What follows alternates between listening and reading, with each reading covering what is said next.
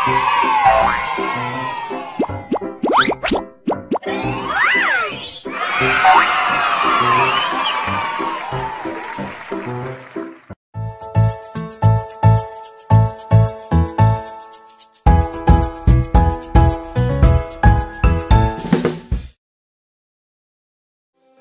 pagi teman-teman kelas 4. Apa kabar kalian hari ini? Semoga kalian semua selalu bersemangat ya, meski belajar dari rumah. Udah pada sarapan belum? Aku sarapan dengan kakakku dan minum susu. Jangan lupa minum susu ya, karena susu itu sehat. Betul sekali, asupan gizi di pagi hari itu sangat bagus loh, dan bermanfaat untuk mendukung kegiatan kita sepanjang hari. Apalagi dibantu dengan olahraga, agar tubuh kita ini fit. Sebelum mulai pelajaran, ada baiknya jika kita berdoa terlebih dahulu menurut kepercayaan masing-masing. Nah, sekarang siapkan alat tulis dan buku kerjamu ya. Mari kita mulai. Ayo, semangat semua! Kelihatannya semua sudah siap nih. Oke, kalau begitu kakak mau bertanya nih. Siap kak? Iya kan teman-teman? Pertanyaannya adalah, apakah keluarga kamu memiliki kendaraan pribadi? Manakah yang lebih sering kamu gunakan untuk berpergian? Angkutan umum kah atau kendaraan pribadi? Silakan tulis jawaban kalian di buku kerjamu ya. Sekarang, ayo adik dan teman-teman di rumah, ikut kakak yuk kita jalan-jalan virtual. Halo teman-teman kelas 4, adik dan kakak saat ini ada di Terminal Mangkang Semarang loh. Wow, udah ada di Semarang aja nih kita kak. Kita mau muter-muter kota Semarang nih dengan angkutan umum. Cukup nggak ya kira-kira uang kakak? Yuk kita cek dulu rute dan tarif angkutannya. Nah, tuh ada pelangnya tuh. Ini dia tarif dan rutenya. Tarifnya ternyata hanya 3.000 loh per 8 km. Kalau lebih dari 8 km, selanjutnya akan dikenakan tarif tambahan 160 per kilometer dengan tarif maksimal 6.000 sekali jalan. Dan tertulis PP di belakang rute. Artinya setiap rute berlaku perjalanan pulang dan pergi. Oke deh kak, sekarang kita mau ke rute mana? Adik mau kemana nih? Pilih saja tuh. Ke Johor aja kak. Tuh. Posisi kita kan sekarang ada di Terminal Mangkang. Berarti untuk ke Johor, kita itu harus naik angkot jurusan yang mana? Itu kak, rutenya Johor Mangkang. Nah, betul sekali. Yuk kita jalan. Ayo. Hai teman-teman, kita sudah sampai di Johor nih. Perjalanannya lumayan jauh juga ya kak. Dari Mangkang ke Johor itu jaraknya 17 km dik. Jadi kita bayar ongkosnya berapa kak? Berdasarkan info gratis rute dan tarif angkutan Semarang, tarif minimalnya itu Rp3.000 per 8 km.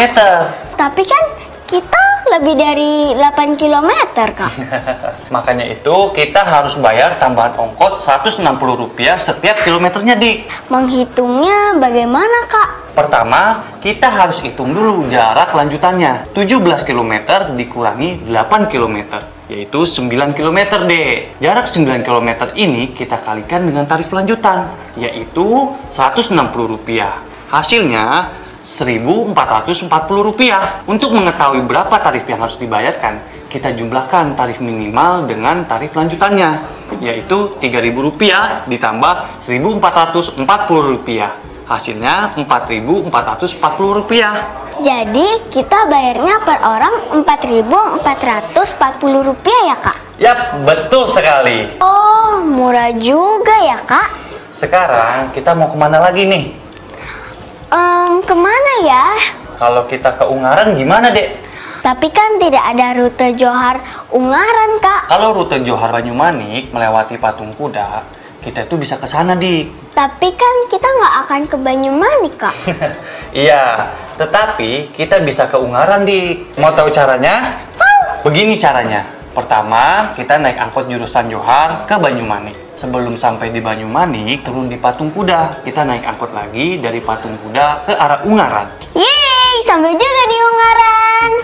Jadi untuk sampai ke sini kita harus pindah angkot ya teman-teman 2 kali. Adek baru kepikiran kak. Makasih ya kak. Sama-sama adik. Nah, tadi kalian sempat perhatikan nggak? Berapa tarif minimal yang harus kita bayar saat menggunakan angkutan kota? Gampang. Tadi kan kakak udah kasih tahu aku. Yuk, dijawab. Nah, kemudian berapakah tarif yang harus kita bayar jika perjalanan kita lebih dari 8 km? Dan yang terakhir, apakah menurutmu tarif itu terjangkau untuk penumpang? Kalian bebas berpendapat ya, tidak perlu takut untuk salah. Siap, Kak. Nanti aku juga akan memberikan pendapat. Kalau begitu, sekian dulu ya jalan-jalan virtualnya. Saatnya kita kembali ke rumah. Wah, tadi seru banget ya kita ke terminal. Aku jadi tahu tentang rute dan tarif angkutan umum. Terima kasih ya, Kak. Sama-sama, Dik. Oh iya, ada apa itu, Dik, di atas meja? Oh, ini aku dapat surat dari teman aku yang ada di Bandung. Dia memintaku untuk menunjukkan rute angkutan umum yang menuju rumah kita. Ya udah, kalau begitu kamu tulis aja deh secara detail tarifnya, rute, waktu angkutan umumnya beroperasi supaya teman kamu itu tidak tersesat saat menuju rumah kita. Siap, Kak. Aku tulis dulu ya. Oke. Selesai. Kak, boleh nggak ada minta tolong dicek apakah rutenya sudah benar yang Anda tulis? Oke, kalau begitu kakak periksa dulu ya. Kepada temanku Laura di Bandung, teriring doa untuk sahabatku Laura agar sehat selalu. Hai Laura, apa kabar? Aku Tiara, sudah membaca surat darimu. Ini rute angkutan umum yang kamu minta, agar bisa sampai ke rumahku. Jika kamu berangkat dari Terminal Senen Jakarta, pertama-tama dari Terminal Bus Pasar Senen, kamu naik bus Metro Mini P07 arah Semper. Lalu turun di Jalan Laksamana Yosudarso di seberang Mall of Indonesia. Lalu kamu menyeberang ke Mall of Indonesia dan lanjut balik Mikrolet M37 atau Mikrolet M30A. Arah Pulau Gadung. Turun di Kelapa Gading, Jakarta Utara. Tarif angkotnya hanya 6.000 dan selalu ada setiap 30 menit. Semoga dengan adanya surat ini kamu tidak tersesat dan sampai dengan selamat. Dari sahabatmu Angel. Wah, menurut kakak ini surat adik sudah benar nih. Rute, info tarif, dan juga waktu kedatangannya sudah tepat. Dan menurut kakak, Laura juga tidak akan tersesat. Makasih ya, Kak. Hai teman-teman kelas 4. Bisakah kalian juga mengirim surat kepadaku? Aku mau juga loh datang ke kotamu atau aku datang ke rumahmu. Bagaimana detail rute, tarif, dan waktu keberangkatan angkutan umum ke rumahmu dari terminal terdekat dari rumahmu. Aku tunggu ya surat dari kalian. Nah, tapi ingat, sebelum mengirimnya kepada adik, tunjukkanlah pada orang tua atau saudara untuk mengecek isi suratnya, terutama di bagian rutenya. Tanyakan pendapat mereka terhadap isi suratmu ya. Setelah itu, minta mereka untuk menandatangan isi buku tugasmu. Jangan sampai buat aku tersasar ya teman-teman. Sampai berjumpa di rumah kalian. Dah. Ini gimana sih? Loh, ada apa, Dek? Ini loh Kak, aku bingung banget soal makna awalan. Pusing aku, suka ketukar-tukar. Soal makna awalan ya. Sini biar kakak bantu. Teman-teman di rumah juga ikutin ya. Jadi, ada 3 jenis awalan. Ber, me, dan meng. Masing-masing menyatakan makna tersendiri. Perhatikan tabel berikut.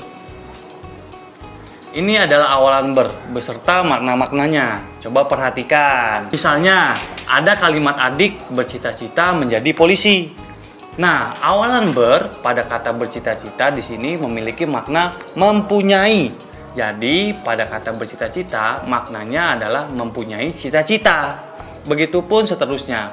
Masing-masing awalan ber mempunyai makna loh adik-adik. Oke, lanjut ke makna awalan me. Ini dia daftar makna dan contohnya. Misalkan, ada kalimat adik sedang menyapu lantai. Awalan me pada kata menyapu di sini memiliki makna menggunakan alat. Jadi, pada kata menyapu maknanya adalah mengungkapkan alat sapu. Begitupun seterusnya. Masing-masing awalan me mempunyai makna berbeda. Bisa kalian lihat dari tabel sebelumnya. Nah, untuk jenis awalan yang ketiga ini agak sedikit berbeda adik-adik.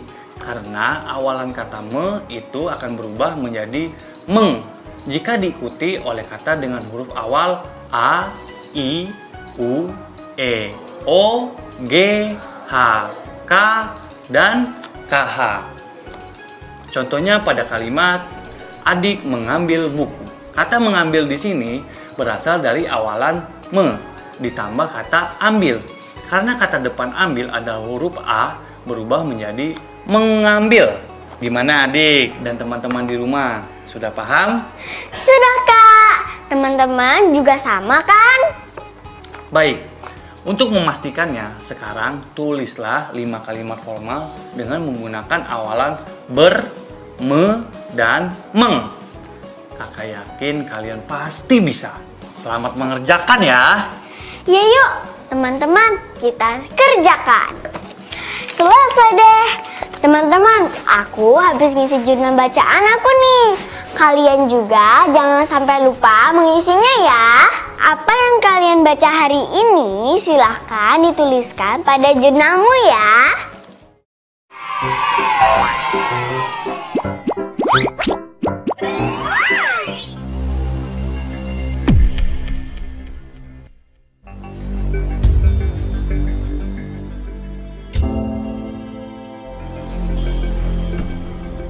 Aku kangen sekolah. Aku kangen Bapak Ibu guru. Aku rindu kawan-kawanku.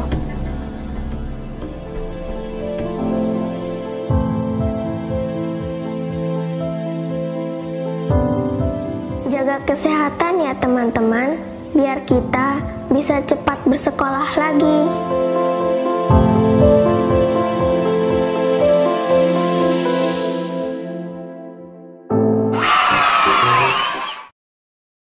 Hai teman-teman kelas 4. Hai semua. Nah, masih pada semangat kan? Nah, sekarang kakak mau meminta adik dan teman-teman di rumah untuk memperhatikan tabel berikut ini. Tapi sebelumnya siapkan dulu ya alat tulis dan buku latihan kalian. Ayo diperhatikan, ini dia tabelnya. Pring! Ini ada tabel alat transportasi umum yang sudah disertakan rute dan biaya yang dibutuhkan untuk masing-masing jenis transportasi umum agar sampai ke tempat tujuan. Ada bus, angkot, dan kereta dengan berbagai rute.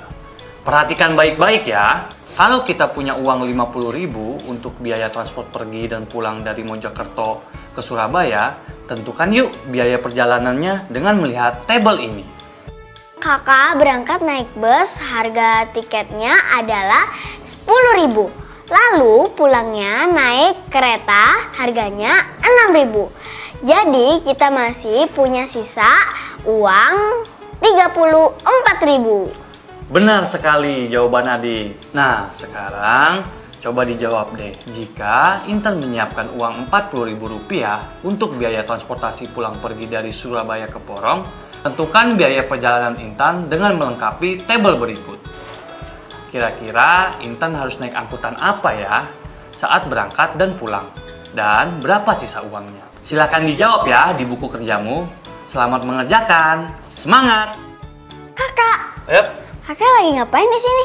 Nah, ini rencananya kakak lagi mencoba untuk mengukur luas garasi mobil kita, Dek. Untuk apa, Kak? Ayah akan membeli sebuah mobil dan ayah akan membangun garasi. Sebelum mobilnya datang, garasinya harus jadi dulu. Kakak diminta nih untuk membantu mengukur luas garasinya. Caranya gimana, Kak? Berdasarkan info dari ayah akan membeli mobil Toyota Avanza yang memiliki dimensi panjang 4.200 mm dan lebar 1.700 mm. Lalu, Kak? Berdasarkan informasi dari sebuah laman otomotif, ukuran ruang kosong garasi minimal adalah 70-80 cm dari dimensi mobil. Kita ambil ya yang 80 cm-nya, jika diubah ke milimeter menjadi 800 mm. Dan sebagai catatan kalian, dimensi mobil mencakup ukuran lebar, panjang, dan tinggi. Ukuran garasi yang ideal untuk mobil ayah adalah panjangnya 5000 mm dan lebarnya 2500 mm. Angka ini didapat dari penambahan 800 mm pada lebar dan panjang mobil. Kalau kita ukur ke satuan cm, coba berapa di Milimeter ke sentimeter itu kan naik satu tangga ya kak. Berarti 1 milimeter itu sama dengan 0,1 sentimeter. Tinggal kita kalikan deh. Berarti panjangnya jadi 500 cm dan lebarnya 250 cm. Jika dinyatakan di sentimeter. Sekarang, untuk menentukan ukuran luas keramik yang harus dibeli, kita terlebih dahulu harus menentukan luas garasi ini. Adik masih ingat kan cara menghitung luas persegi? Ingat dong kak. Panjang kali lebar kan kak? Atau L sama dengan P kali L. Nah, betul sekali deh. Tadi kan kakak sudah ukur. Ukuran panjangnya 500 cm dan lebarnya 250 cm. Bagaimana sih cara menjawabnya? Gampang kak, tinggal masukkan ke dalam rumusnya aja. L sama dengan P kali L, luas sama dengan 500 cm kali 250 cm sama dengan 125.000 cm persegi. Betul nggak kak? Nah, betul sekali. Tapi kita butuh mengubahnya menjadi satuan meter persegi deh. Perhatikan gambar ini ya. Banyaknya persegi satuan cm persegi dalam persegi satuan 1 meter persegi adalah luas persegi 1 meter persegi per luas persegi 1 cm persegi sama dengan 100 cm kali 1 cm per 1 cm dikali 1 cm sama dengan 10.000. Jadi kita dapatkan 1 meter persegi sama dengan 10.000 cm persegi. Atau 1 cm persegi sama dengan 0,0001 meter persegi. Nah, kalau sudah begini, kita tinggal ubah deh cm persegi ke meter persegi. Jadi, ayah dapat membeli 13 meter persegi keramik dibulatkan ke atas karena toko keramik tidak menjual dalam ukuran pecahan. Wah, kakak hebat ya. Ilmu matematika ternyata sangat bermanfaat untuk kehidupan sehari-hari kita. Makanya, jangan pernah bosan untuk menimba ilmu ya adik-adik. Terus semangat belajar ya. Iya dong kak, iya kan teman-teman? Nah, kalau begitu, ayo ikut kakak. Kita akan segera bereksplorasi. Siap kak, ayo teman-teman. Hai teman-teman, hari ini kakak mengajak kita semua ke tempat pameran mobil. Coba tuh, lihat. Bagus-bagus kan mobilnya? Salah satu jenis alat transportasi yang banyak ditemui di jalan raya adalah mobil. Kakak akan memperlihatkan beberapa merek mobil dan dimensinya. Ini dia. Ini mobil yang pertama. Mereknya Willum. Dimensinya panjang 4.530 mm dan lebarnya 1.691 mm. Azanfa. Dengan dimensi panjang 4190 mm, lebar 1660 mm. Sambil dicatat ya teman-teman. Lalu ada mobil R5 dengan dimensi panjang 4265 mm, lebarnya 1695 mm. Kemudian ada Miboloy dengan dimensi panjang 4398 mm, lebarnya 1683 mm. Dan yang terakhir ada mobil Exonder dengan dimensi panjang 4475 mm dengan lebar 1750 mm. Kalau begitu, kakak akan memberikan sejumlah pertanyaan berdasarkan gambar-gambar tadi. Pertanyaan pertama, tentukanlah merek mobil yang kebutuhan lahan parkirnya paling besar dan paling kecil. Aku dan teman-teman akan menghitung dulu ya. Kasih waktu dulu ya kak. Oke, sudah berhasil menjawab? Aku sudah kak, aku sudah. Teman-teman di rumah juga sudah kan? Saatnya kita samakan ya jawabannya. Merek mobil yang membutuhkan lahan parkir paling besar adalah Exonder dengan luas 7.831.250 mm persegi. Merek mobil yang membutuhkan lahan parkir paling kecil adalah Azanfa dengan luas 6.995.400 mm persegi. Bagaimana nih dengan jawaban kalian? Apakah sudah betul? Jawaban Anda betul. Jawaban kalian benar juga kan teman-teman? Ayo sekarang perhatikan kembali buku atau catatan kalian soal kegiatan. Ayo menyimak tentang ukuran garasi yang ideal. Sudah kak, pembahasan saat kakak menghitung luas garasi mobil ayah kan? Jika sudah, berdasarkan itu, tentukan ukuran garasi yang ideal untuk tiap merek mobilnya. Jika sudah, silakan menjawabnya dalam tabel seperti ini.